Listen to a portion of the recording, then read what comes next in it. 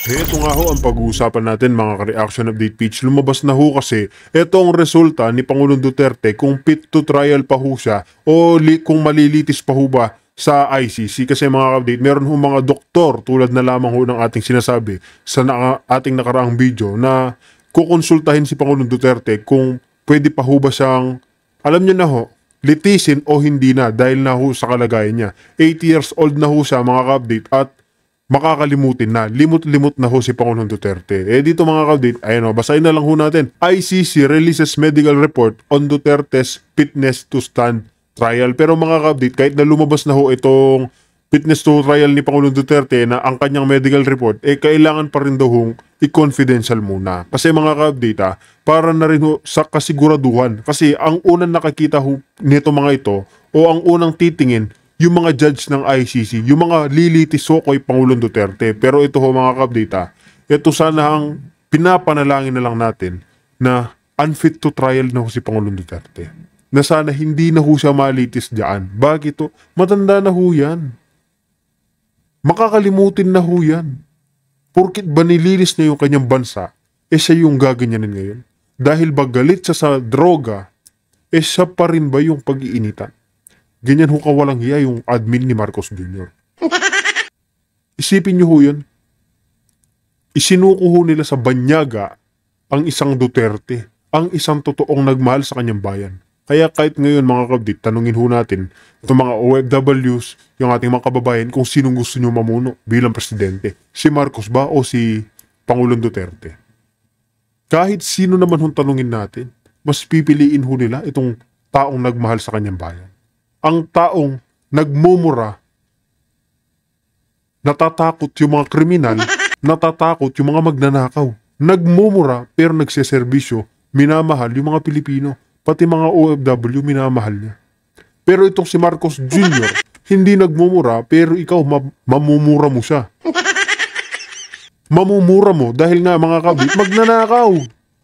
Hindi lang use, mahirap pa ho, pati ang kanyang pinsan, pati ho ang kanyang anak, kamukhang kamukha ho ng ugali niya. Hindi lang yan mga ka-update alam naman po natin, sinabi na nga ni Senator Amy, umuwi na tayo ading. Tama na yung pagkukukin mo. Tama ho ba yun? Diba? Tapos siya pa yung namumuno. Talaga walang mangyayari sa ating bansa. Kung bangag, yun nakaluklok. Ayan ho, tignan nyo yung ginagawa nila sa ating Pangulong Duterte. Binastuso ng isang Marcos Jr. Pinalibing yung tatay ni Marcos Jr. Diyan sa libingan ng mga bayani. Ano hong ginawa kay Pangulong Duterte? Tinapuno sa ICC, kahit na matanda na, uugod-ugod na, limot-limot na, pilit pa rin ho nilang pinagdudusa. Kasi itong admin ni Marcos Jr. tsaka yung makakaliwa, magkakautak ho yan. Mas may pakialam ho sila sa mga kriminal kesa ho sa mga naging biktima ng droga, ng shabu. Lahat ho. Mas may pakialam pa ho yung mga yan doon sa mga biktima. Hindi pala biktima mga update. Mas may pakialam ho sila doon sa mga kriminal. Yung mga nagpapakalat ng kung ano-ano. Pero yung mga naging biktima netong shabu, wala ho silang pakialam. No comment sila dyan. Nakita naman ho natin kung paano umakting si Aling Sheila, di ba? Kasi pera-pera lang ho yan mga update. Saan ba namatay yung anak ni Aling Sheila? Sa fraternity ho. Tapos ngayon saan niya dinadawit? Kay Pangulong Duterte. Ano ang ibig sabihin nun? Sinampal ho ng malaking pera yan. Hindi naman ho mag-aarti-arti yung matandang babae na yan kung hindi ka sasampalin ng malaking pera. Hindi lang ho ito ang ating pag-uusapan kasi isisingit din ho natin itong si former Secretary, dito ho yan sa Supreme Court mga ka-update, si Antonio Carpio. Ayan basahin ho natin para ho mas malinawan ho tayo. Ito kasing si Recto, ito naman kilalang-kilala naman ho natin yan. Yung isa sa naglilipat ng pondo. Ayan basahin ho natin mga update It will be plunder because this is a series. Because there were 2 transfers, PhilHealth funds, and there were also transfer from several tranches from PDIC. Ayan mga kapit. Ito kasing sinabi ni Antonio Carpio mga kapit. Kailangan hong makasuhan etong si Recto ng plunder. Bakit ito? Kasi naglilipat ho sila ng pondo. Para saan ho ba talaga inililipat? Inililipat ho nila dyan ho sa fake na flood control projects na ginagawa nila. Kaya mga kabdit, rektahin na ho natin ito. Pakinggan ho natin itong si Kaeli sa lugar kung saan ipapaliwanag niyo kung bakit hindi makasuhan itong si Recto. Walang hiyang Recto ka. Pati Supreme Court parang natatakot na sa inyo Bakit? Binayaran niyo ba? Tanong ko lang yan mga ka-update. Kaya kung bago lang ho kayo sa ating channel, isang like, isang share, isang subscribe lang ho. Malaking tulong na ho yan. Rekta na ho tayo mga update. Pag-usapan na ho natin yung mga walang hiya sa gobyerno ni Marcos Jr. Naku, dapat hong managot, makasuhan at makulong. Ito pong si dating Finance Secretary at ngayon Executive Secretary Ralph Recto. At ito ay may kinalaman sa paglilipat po ng pondo ng 167 billion pesos na trust funds at para ipagpatuloy pondohan itong napaka-anomalyang flood control projects. At dito nga ho ay may binabanggit. Ito pong si retired Supreme Court Associate Justice Antonio Carpio na pwedeng maharap sa kasong plunder at technical malversation. Ito pong si Recto dahil sa paglilipat nga ng pondo. At sa isang interview sa Billionaire News Channel, sabi po ni Justice Carpio, yung paglilipat ng 60 billion pesos mula po sa Philippine Health Insurance Corporation o PhilHealth at na nakakalaga 60 billion yan, tapos 107 billion pesos mula sa Philippine Deposit Insurance Corporation o PDIC. Ang masaklap po rito itong perang ito ay ipinang pondo para po sa flood control program na kung saan ngayon ay 'di ba punong-puno po ng anomalya, katiwalian na nangyari diyan po sa flood control project na yan. So sabi po ni Justice Carpio, kapag nagdesisyon ang Supreme Court, pwedeng kasuhan, maharap sa technical malversation. Paano ho yan? Nako, nagdesisyon na po ang Supreme Court na kung saan ay pinababalik po sa PhilHealth yung 60 billion pesos na kinuha nitong si Recto. Mamaya, didiscuss natin yan. Pero dito muna tayo. Maganda ho itong binabanggit ni retired Justice Carpio na pwede ho ito kasi pasok daw ho sa technical malversation ito hong si Recto. At halimbawa, yung dalawang transaksyon, pati dito po sa 107 billion sa napondo po ng PDIC o plunder ho yan, mga kababayan. Ito, panoorin ho natin ito hong pahayag ni Justice Carpio at mamaya ay iparinig ko rin ho, ipapanood ko sa inyo yung naging desisyon naman ng Supreme Court na kung saan inanunsyo ni Attorney Camille Ting, ang spokesperson ng Supreme Court. Pero ito, panoorin ho muna natin ito hong pahayag ni Justice Antonio Carpio. This is technical malversation because the law says this should be used only for operations of PhilHealth. You used it for flood control. Is it important, though, that before even a technical malversation complaint be filed against Secretary Recto, that the Supreme Court finishes its decision? Yes. Yeah. We have to wait for the Supreme Court decision because that is one of the issues. Yeah. Kasi the issue is Yan lang ho yung mahirap mga kabdite. We wait for the Supreme Court. Pero sinabi nga ng Supreme Court, absuelto si Recto. Paano natin kakasuhan? Kaya marami ho nagagalit mga kabdite na ito bang Supreme Court binabayaran din ng isang admin na Marcos Jr.? Tanong lang ho yan mga kabdite. Hindi naman ho natin sinasabing binabayaran ho nila. Pero tingin nyo ho ba mga kabdite, binabayaran ba nila ang Supreme Court para malinis yung mga magnanakaw sa gobyerno? Tanong ko lang ho mga ka-update, kasi kaduda-duda na ho yung nangyayari ngayon. Isipin nyo ho magkano 60 billion dyan sa PhilHealth. Sino hindi kikilabutan dyan mga ka-update? Paanong hindi ka kikilabutan na maririnig mo pa lang yung billion na ililipat sa flood control na fake projects? Tapos sino yung kawawa? Yung mga Pilipino nagpapagamot sa ospital. Yung mga kawawa, yung mga ordinaryong ating mga kababayan na nagpapagamot na umaasa sa PhilHealth tapos babang karotuhin ho nila. Di ba? pwede bang mag-transfer ang, Yes, ang gobyerno? yeah. to- So, okay. if the Supreme Court will say, no, you cannot transfer, then it becomes technical malversation. Anything else? Anything apart from technical malversation that he could be liable? Well, if it's more than 50 million, it becomes plunder. But this is 160 billion, you said, Yeah, or yes, 167 yeah. billion. Yeah. So also plunder. So it will be plunder because this is a series, because there were 2 transfers and there were also transfers from several tranches from PDIC.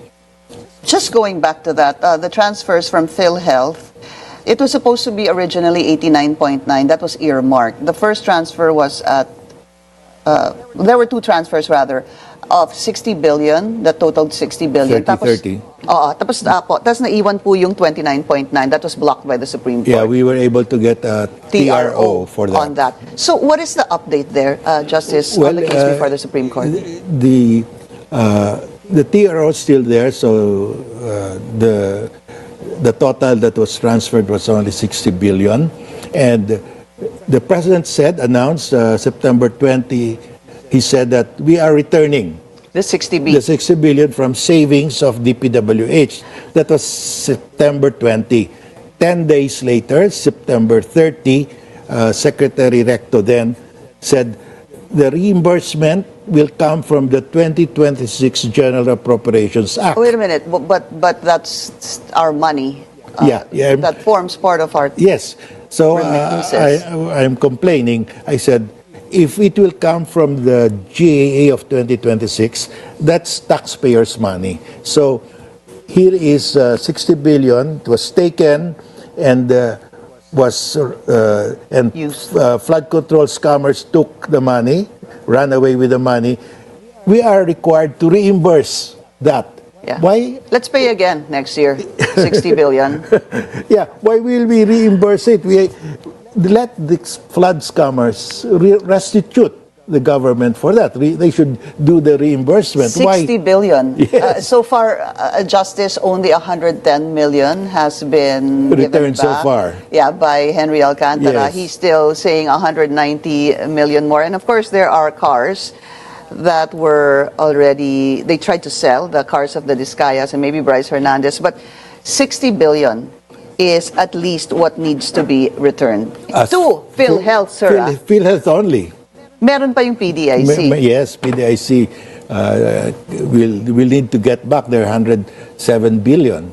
So it's very important that whatever decision the Supreme Court ends up making basically really forms part of the land, so that now we understand, sir, if you can actually, well, if the Secretary of Finance can insert, no, wag na lang po yung insert, napaka-bad nung connotation, have a ruling there that in this GAA, any excess funds from GOCCs must be remitted to the Yes. National Treasury. What I have done was to ask Congresswoman Laila De Lima and also Congressman Shell Jokno to sponsor a bill that any restitution from the flood control scammers should go to reimburse PhilHealth and PDIC. It's just like the ill-gotten wealth of the Marcoses. There is a law saying that the certain amount will go to fund the Comprehensive Agrarian Reform Program. So we can do that. Was it just a recent conversation with them? Are they planning to file the bill? Well, just recent. I bumped into them a few days ago. Okay, and we'll see if that actually, if they do that, most likely it may seem like a correct move or the Yes. right move in Because I mean, it doesn't make sense. Why will we reimburse money that was stolen by somebody else, by the flood control scammers? They should be the ones to reimburse. Why us? Or why the taxpayers again? Yun po, napanood nyo ho, yung paliwanag ni Justice Carpio na kung saan ito ho ay pasok ho sa technical malversation. Ito pong si Secretary Recto. Kasi hindi po niya sinunod yung itinatadhana ng batas. Kasi sa General Appropriations Act, batas ho yan At na kung saan ay kaya nga marami hong kumikwestiyon ho rito, diba, sa sa new provision dyan sa 2024 General Appropriations Act na kung saan yung mga excess funds mula po sa government-owned and controlled corporations ay i-transfer sa Bureau of Treasury. Pero hindi po ito excess eh. Savings hindi po ito eh. Sabi po ni Justice Carpio, pwede ho yan at hindi naman pwedeng ang Secretary ng Finance ang dapat na maglipat. Pwede ang Presidente mismo at dapat yung savings lang. Yung Si Marcos, mga kabdit, hindi niya ho nililipat ng kusa. Bakit ito? Kasi nga ho naguhugas kamay. Para nga naman hindi, alam niya na, para hindi ho nadudumihan yung pangalan niya, pero sino ho ba'y nag-uutos diyan? Tanong ko lang ho, sino? Eh di sila rin ho'y nag-uutos. Si Marcos din ho yan, mga kabdit. Ayaw niya lang kung siya yung gumalaw kasi nga ho, madudungisan yung pangalan niya, oras na malaman na siya'y naglilipat.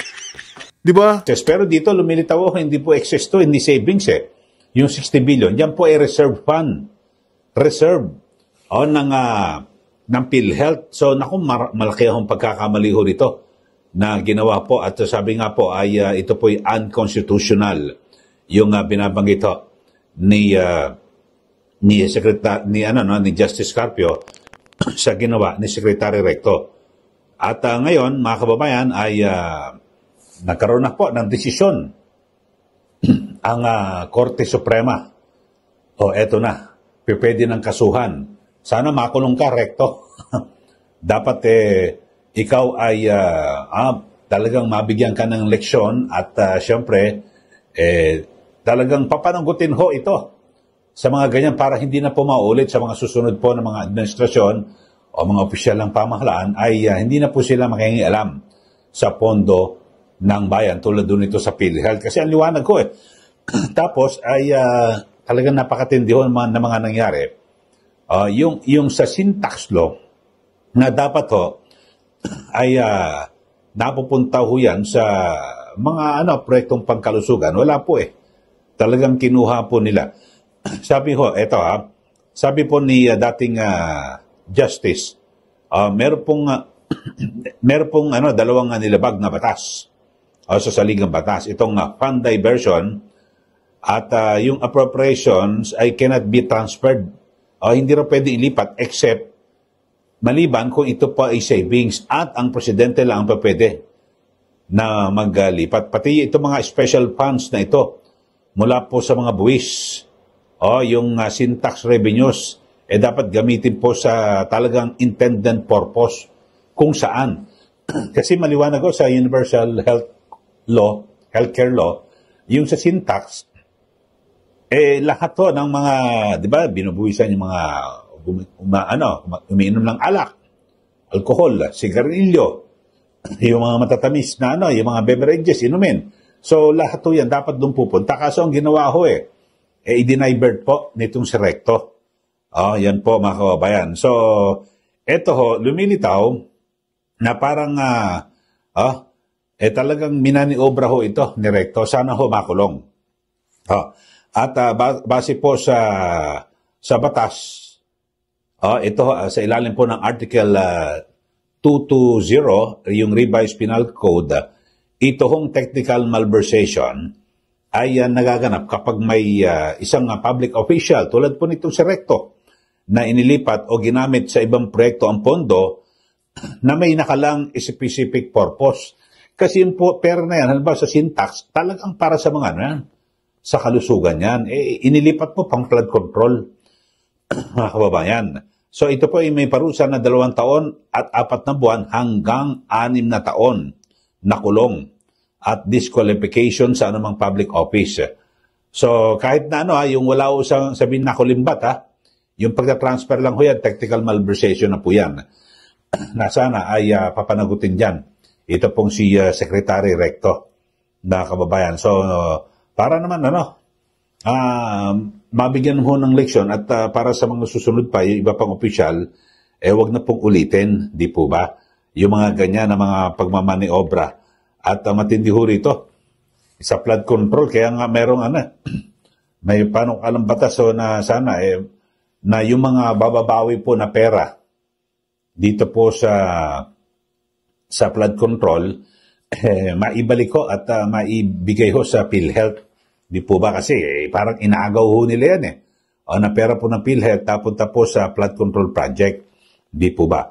So yun ho. Samantala, dito ho, inanunsyo po ni Attorney Camille Ting, ang spokesperson ng Supreme Court, na 15-0.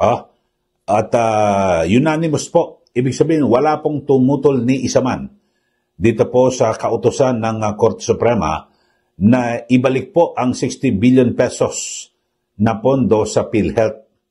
At yan po. Panoorin ho natin. Ito po si Attorney Camille Ting, ang spokesperson ng Supreme Court. Ayun na nga mga kabdit, kung meron ko kayo naging opinion, reaction na dahil inabsuelto ito si Recto, dapat po dyan makulong sa kulungan. Kasi unfair ho yan yung naging desisyon na absuelto si Recto kahit na illegal ho yung ginawa nila. Nililipat ho nila yung pondo para ho dyan na naman sa flood control na fake projects. Tapos kung meron din ho kayong komento dito nga sa unfit to trial na si Pangulong Duterte, pag-usapan ho natin sa comment section. Kaya dito na ho natin tatapusin ang ating reaction video.